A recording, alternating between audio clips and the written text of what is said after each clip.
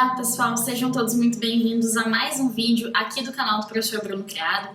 Eu sou Maria Eduarda Ferraz, advogada e também professora, e hoje vim aqui para resolver mais um exame da OAB com vocês. O exame que nós vamos resolver aqui hoje é o exame 34 e nós vamos conversar sobre a disciplina de Direito do Trabalho.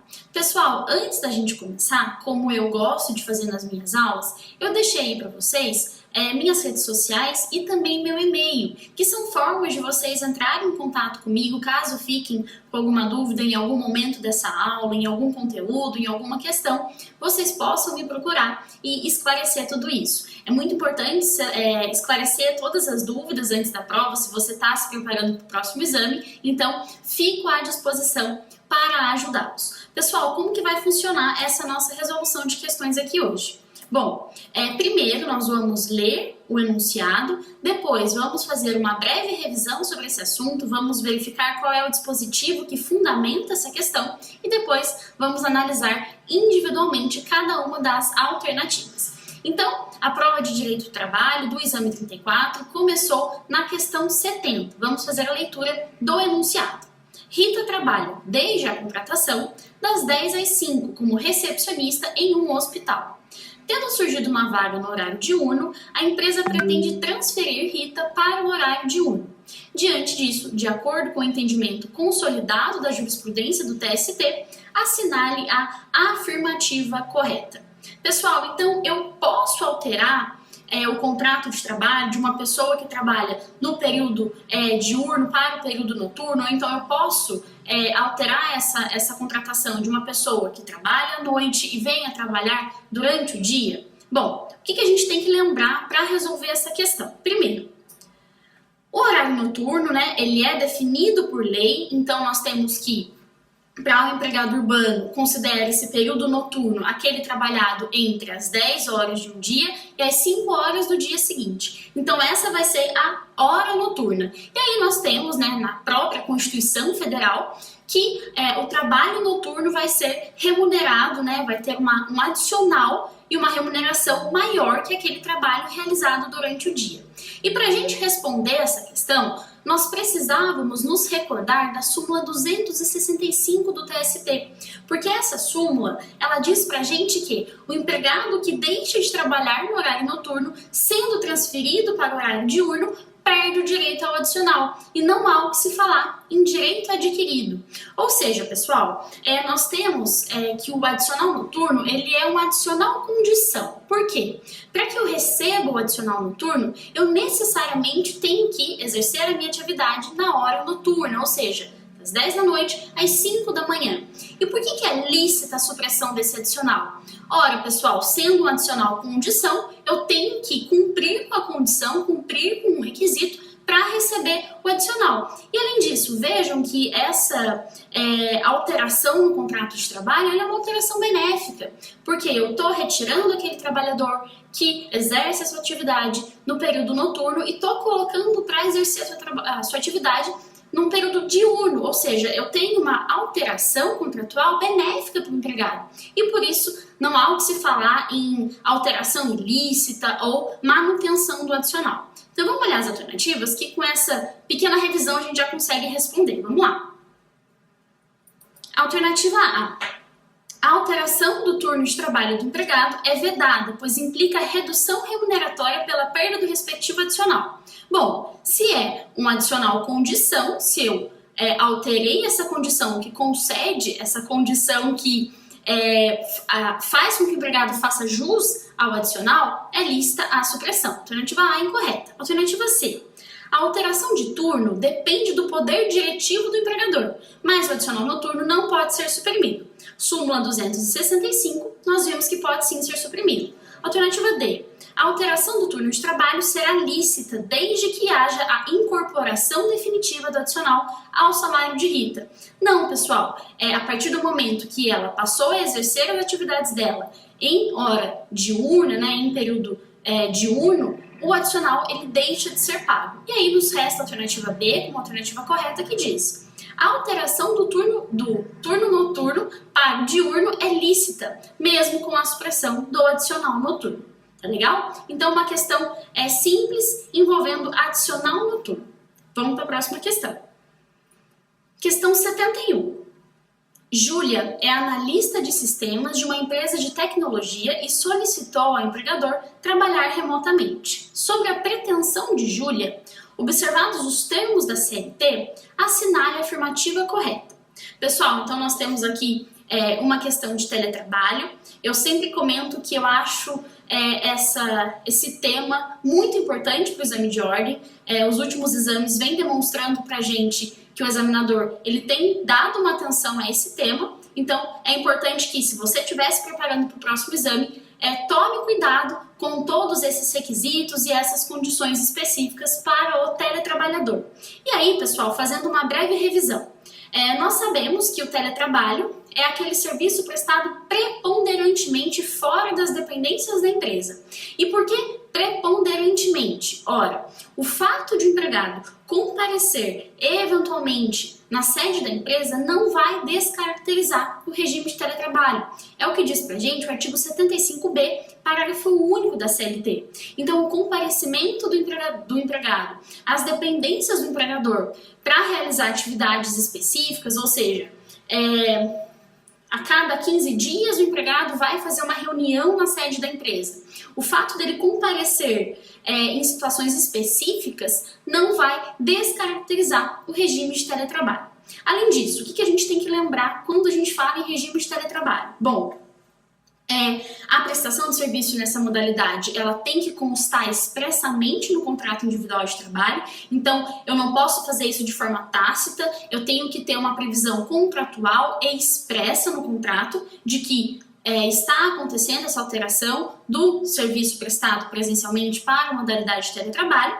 E além disso, pessoal, aqui que sempre está aí aparecendo na prova da OAB, para que haja a alteração do regime presencial para o teletrabalho, eu preciso de mútuo acordo entre as partes e registro em aditivo contratual. Agora, se eu vou de teletrabalho para o regime presencial, basta uma simples determinação do empregador com uma antecedência mínima de 15 dias, mas registro em aditivo contratual. Então, qual que é o básico? Lembrar que sempre vai ser necessário o aditivo contratual, porque, como nós vimos, essa prestação de serviço ela tem que estar expressamente no contrato individual de trabalho. E aí, se eu estou na empresa e vou trabalhar em regime de teletrabalho, eu preciso concordar, até porque é uma condição estranha à época da minha contratação, via de regra. E quando eu estou em teletrabalho e vou voltar para o regime presencial, basta uma simples determinação do empregador.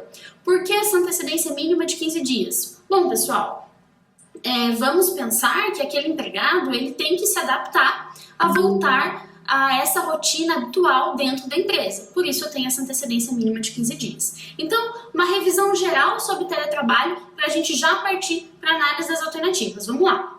Alternativa A.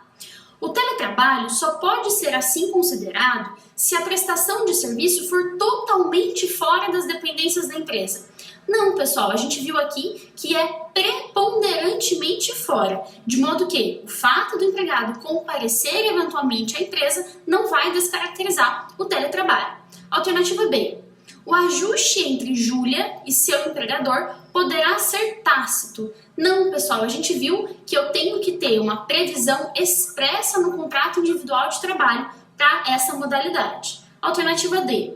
O ajuste entre as partes para o trabalho remoto deverá ser por mútuo consentimento, assim como o retorno ao trabalho presencial. Não, nós vimos que para que eu tenha alteração do regime presencial para o regime de teletrabalho, eu preciso de mútuo consentimento, preciso de mútuo acordo entre as partes. Agora, se eu estou em regime de teletrabalho e vou voltar para a empresa em regime presencial, eu não preciso concordar enquanto empregado, basta uma simples determinação do empregador. E aí, nos resta a alternativa C como alternativa correta, que diz: o computador e as demais utilidades que se fizerem necessárias para o trabalho remoto de Júlia não integrarão sua remuneração. Claro, pessoal, por que não vão integrar a remuneração do empregado? Porque esse serviço é para o trabalho e não pelo trabalho. Por quê? Vejam que fazem parte do instrumento de trabalho da Júlia. Não é uma um benefício ou então algo concedido em razão do trabalho dela. Então não é concedido pelo trabalho dela, e sim para o trabalho. Então não se esqueçam, se aquelas ferramentas elas forem concedidas, elas forem entregues para que o trabalho seja executado, ou seja, eu preciso de uma caneta para executar o meu trabalho, eu preciso de um mouse para executar o meu trabalho, então essas ferramentas são para o trabalho, então não vão ser integradas à remuneração da Júlia, mas aquelas parcelas concedidas pelo trabalho, aí sim a gente vai falar que elas vão integrar o salário. Aqui a gente tem que lembrar que essas ferramentas, né, elas não vão ser destinadas por algo que ela desempenhou, então, ela tá com um desempenho excelente na empresa, então eu vou conceder isso pelo trabalho dela. Não, aqui é para o trabalho. Sem isso, ela não consegue trabalhar. Então, não vai integrar na remuneração. Tá legal? Questão 72, pessoal. Não se esqueçam, se vocês ficarem com dúvidas, me mandem depois para a gente esclarecer tudo isso antes da prova. Tá legal? Vamos lá, questão 72. Milton possui uma fábrica de massas que conta com 23 empregados. Em fevereiro de 2021, Milton conversou individualmente com cada empregado e propôs, para trazer maior agilidade, que dali em diante cada qual passasse a marcar ponto por exceção, ou seja, só marcaria a eventual hora extra realizada. Assim, caso a jornada fosse cumprida dentro das 8 horas diárias, não haveria necessidade de marcação.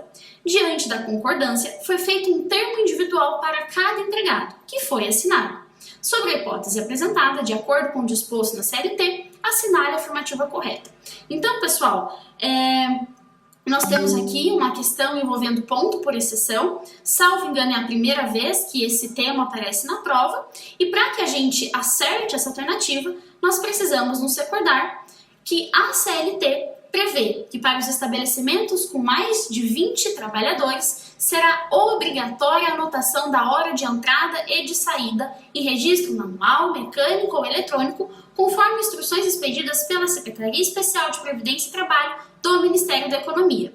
O que a gente tem aqui, pessoal? Que a partir do momento que naquele estabelecimento eu tiver mais de 20 trabalhadores, vai ser obrigatória a anotação de entrada e saída. Então vai ser obrigatório fazer o controle de ponto. Agora, o parágrafo 4º nos diz que fica permitida a utilização de registro de ponto por exceção. O que vem a ser esse registro de ponto por exceção? Ora, pessoal, como o próprio nome diz, eu vou anotar a exceção. Então, se eu tenho uma jornada de 8 horas diárias, se eventualmente eu fiz horas extras na segunda, eu vou anotar essa exceção. Se eventualmente eu me atrasei para começar o trabalho, me atrasei para iniciar as minhas atividades, eu também vou anotar essa exceção. Então, o controle de ponto por exceção é aquele que só serão anotadas as exceções que foram feitas durante a jornada de trabalho e não propriamente dito tudo o que acontecia naquela jornada. Então aqui, mediante acordo individual escrito, convenção coletiva ou acordo coletivo de trabalho. Vejam, como que eu posso estabelecer um registro de ponto por exceção? Por acordo individual escrito, por convenção coletiva ou acordo coletivo de trabalho. Então, através de um instrumento de negociação coletiva ou através de um acordo individual escrito. Agora vamos olhar as alternativas. Alternativa A. O acordo é inválido porque somente poderia ser feito por norma coletiva. Não, pessoal, nós vimos que através de instrumentos de negociação coletiva eu também posso fazer, mas também pode ser feito através de um acordo individual escrito. Alternativa C. A alteração, para ter validade, depende da homologação do Poder Judiciário. Não, pessoal, acordo individual escrito, convenção ou acordo coletivo, tá? Então, acordo coletivo, convenção coletiva e acordo individual escrito. Alternativa D. Para o acerto da marcação por exceção, é obrigatória a criação de uma comissão de empregados. Não, pessoal, aqui a gente, como a gente acabou de ler, né, a alternativa B, a alternativa correta, que diz: o acerto é válido, porque o registro de ponto Por exceção, a jornada regular de trabalho pode ser feita por meio de acordo individual, exatamente o que diz o parágrafo 4º. Eu posso fazer por acordo individual, convenção coletiva ou acordo coletivo de trabalho. Tá legal, pessoal? Vamos resolver mais uma questão, que é a questão 73. Não se esqueçam de irem anotando as dúvidas para a gente esclarecer tudo isso, tá? Então vamos lá, questão 73. Determinada sociedade empresária propôs, em 2022, a um grupo de candidatos a emprego, um contrato de trabalho no qual a duração máxima seria de 30 horas semanais, sem a possibilidade de horas extras. Como alternativa, propôs um contrato com duração de 26 horas semanais, com a possibilidade de, no máximo, 6 horas extras semanais. Um dos candidatos consultou você, na qualidade de advogado, sobre os contratos de trabalhos oferecidos. Assinale a opção que apresenta corretamente sua resposta. Pessoal, aqui a gente tem uma questão envolvendo trabalho em regime de tempo parcial. E o que a gente tem que lembrar sobre isso? Que o trabalho em regime de tempo parcial, ele pode se dar em duas alternativas. Então, eu tenho duas possibilidades aqui. A primeira delas é aquele contrato de 30 horas semanais, sem a possibilidade de horas extras. Então, um contrato de 30 horas semanais. Mas a segunda alternativa é 26 horas semanais, com a possibilidade de até 6 horas suplementares. Então, eu tenho um contrato com 26 horas e a possibilidade de, nessa duração de contrato, acrescer 6 horas suplementares semanais. Tá legal? Então, eu acho que só com essa informação, só revisando esse ponto do contrato de trabalho em regime de tempo parcial, a gente já consegue analisar as alternativas. Vamos lá! Um dos candidatos consultou você, na qualidade de advogado, sobre os contratos oferecidos. Vamos lá. Alternativa B. No primeiro caso, trata-se de contrato de trabalho em regime de tempo parcial. Correto. No segundo, trata-se de contrato de trabalho comum. Não, nós vimos que os dois casos se referem a um contrato de trabalho em regime parcial.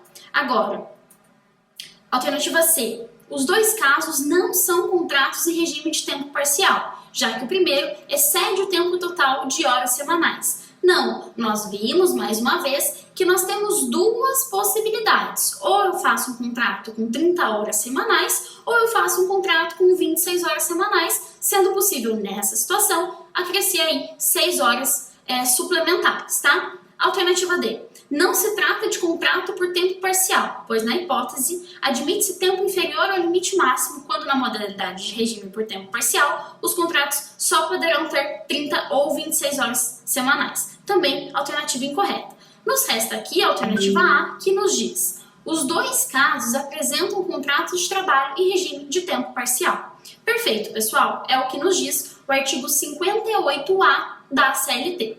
Tá legal? E aí, a gente já parte para a nossa penúltima questão de hoje, que é a questão 74. Lembrando, pessoal, que eu estou utilizando aqui a prova tipo branca. Então, tomem cuidado se vocês estiverem utilizando outra prova, para eventualmente não ter aí uma divergência de alternativa, tá legal? Então, vamos lá. Questão 74. Eduarda é auditora contábil e trabalha na sociedade empresarial Calculadora Certa Limitada, exercendo sua atividade junto aos vários clientes do seu empregador. Por necessidade de serviço e tendo em vista a previsão expressa em seu contrato de trabalho, Eduarda será transferida por 4 meses para um distante estado da federação, pois realizará a auditoria fiscal no maior cliente do seu empregador. Considerando essa situação e os termos da CLT, assinale a afirmativa correta. Pessoal, nós estamos aqui diante de uma questão que envolve transferência. E aí, o que a gente tem que lembrar? Vamos lá. Primeira coisa, para que a transferência seja válida, eu necessariamente preciso da mudança de domicílio. Então, para configurar a transferência, eu preciso ter mudança de domicílio. Depois, como regra, eu preciso do aceite do empregado e da real necessidade de serviço. Então, essas são duas situações que eu necessariamente, como regra, eu preciso do aceite do empregado e da real necessidade de serviço. Quando que eu não vou precisar nem do aceite e nem da real necessidade de serviço, pessoal? Quando extinto o estabelecimento empresarial. Eu estou aproveitando o gancho dessa questão para a gente já revisar os temas mais importantes de transferência. Então vamos lá. Extinto o estabelecimento empresarial, ou seja, aquela empresa ela vai encerrar e decide transferir aqueles empregados para uma filial. Eu não vou precisar de aceite do empregado, tampouco de real necessidade de serviço. Outra situação. Cargo de confiança e previsão contratual implícita ou explícita da transferência dispensa a anuência, mas ainda é necessário comprovar a real necessidade de serviço. O que é isso, pessoal? Se eventualmente eu tiver uma previsão contratual implícita ou explícita trazendo a transferência, eu não preciso da anuência. Da mesma forma que, se aquele empregado ocupar cargo de confiança, eu também não preciso da anuência, mas continuo necessitando da real necessidade de serviço, tá legal? Então, essas são duas situações em que eu não vou precisar da anuência, mas a real necessidade de serviço permanece. E aí, quando a gente fala em transferência, nós precisamos nos lembrar que sempre que essa transferência for provisória, a gente vai falar do adicional de transferência. O que é esse adicional? Bom, é um acréscimo de 25% sobre o salário contratual do empregado que estiver em uma transferência provisória. Então, transferência provisória, eu vou conceder a esse empregado um adicional de 25% sobre o salário contratual. Tá legal? Então, vamos aí, depois dessa breve revisão, analisar as alternativas. Alternativa A transferência nula, porque o empregado tem a expectativa de permanecer em um só lugar. Pessoal, o que é importante nessa questão? Que no enunciado tem a informação de que foi por necessidade de serviço e que havia previsão expressa no contrato de trabalho a transferência. Então vejam, eu tenho aqui uma situação que exemplifica exatamente o que dispõe a própria legislação, que é quando eu tiver previsão contratual, basta a necessidade de transferência para que essa transferência seja lícita. Então, alternativa A é incorreta. Alternativa B. A empregada pode ser transferida e receberá um adicional de 10%. Paramos por aqui. O adicional ele vai ser de 25%. Alternativa C. A transferência somente será possível se houver prévia autorização e, caso permitida, haverá um adicional de 50%. Por que está errado aqui, pessoal? Porque se eu tenho a previsão no contrato, eu não preciso da anuência. E além disso, o adicional ele vai ser de 25%. Nos resta a alternativa D como alternativa correta que diz: Eduarda poderá ser transferida e terá direito a um adicional não inferior a 25% sobre o seu salário enquanto estiver na outra localidade. Perfeito, pessoal. Ela pode sim ser transferida porque existe real necessidade de serviço e, além disso, tem previsão contratual trazendo a transferência. Outro ponto, o adicional ele vai ser de 25% e ele vai durar enquanto ela estiver nessa situação de transferência provisória. Tá legal? Então, questão 74 também resolvida. Vamos para a nossa última questão de número 75. Vamos lá. Na reclamação trabalhista movida por Paulo contra a Sociedade Empresária Moda Legal Limitada, o juiz, prolator da sentença, reconheceu que o autor tinha direito ao pagamento das comissões, que foram prometidas, mas jamais honradas, mas indeferiu o período de integração das referidas comissões em outras parcelas, 13º salário, férias e FGTS, diante da sua natureza indenizatória. Considerando a situação de fato e a previsão legal, assinale a afirmativa correta. Vamos lá, pessoal. Será que a comissão ela integra o salário do empregado ou não? Vamos lá. Primeira coisa, pessoal, qual que é a diferença de salário e remuneração? Vamos aproveitar o gancho dessa questão. Bom, o salário ele compreende na parcela paga pelo empregador. Então, o salário é tudo aquilo que o empregador paga para aquele empregado por conta de um contrato, por força de um contrato de trabalho que foi celebrado entre as partes. Então, a remuneração nada mais é que um dos requisitos do vínculo empregatício que compreende na onerosidade, na contraprestação pelo serviço prestado. As gorjetas, pessoal, elas são aquelas parcelas pagas por terceiros. Então, são valores pagos por terceiros que não fazem parte daquela relação contratual. Assim, nós temos que a remuneração compreende no salário acrescido das gorjetas, tá? Então, remuneração é salário acrescido das gorjetas, ao passo que o salário compreende na contraprestação pelo serviço prestado e vai ser pago pelo empregador. Agora, quando nós falamos em comissão, é importante lembrar, pessoal, que o artigo 457, parágrafo 1º da CLT, traz pra gente que integram o salário a importância fixa estipulada, as gratificações legais e as comissões pagas pelo empregador. Ou seja, pessoal, as comissões integram o salário do empregado. Como que a gente vai lembrar disso se você está estudando para o próximo exame? Uma dica para você memorizar isso, pessoal. Salário mais GRACOM. Por quê? Salário, que é a contraprestação pelo serviço prestado, mais gratificações e comissões. Então, fica aqui uma dica para vocês. Salário mais GRACOM. Por quê? As gratificações e as comissões integram o salário do empregado. E o que significa dizer integra a remuneração do empregado, pessoal? Que isso vai incidir sobre o valor recolhido a título de INSS, também vai incidir sobre os 8% que a empresa deposita a título de FGTS, e por isso é importante buscar essa integração ao salário, essa integração à remuneração do empregado. Tá legal? Então vamos partir aí para a análise das alternativas. Alternativa A. A decisão do juiz está correta porque todas as verbas que são deferidas numa reclamação trabalhista possuem natureza indenizatória. Não, pessoal, claro que nós podemos sim ter uma parcela de natureza indenizatória, mas também uma parcela de natureza salarial. Alternativa C. Correta a decisão, pois num contrato de trabalho as partes podem atribuir a natureza das parcelas. Não, pessoal, aqui a gente já viu que existem parcelas que, pela própria legislação trabalhista, possuem natureza salarial. Alternativa D, a decisão está parcialmente correta, porque a CLT determina que, no caso de reconhecimento judicial de comissões, metade delas será natureza salarial. Não, pessoal, artigo 457, 457, parágrafo 1º da CLT, as comissões integram o salário, integram a remuneração do empregado. Nos resta a alternativa B, que diz que a decisão do juiz está errada. Então, errada a decisão que indeferiu a integração. Por quê? Comissão tem natureza jurídica salarial, daí repercute em todas as parcelas.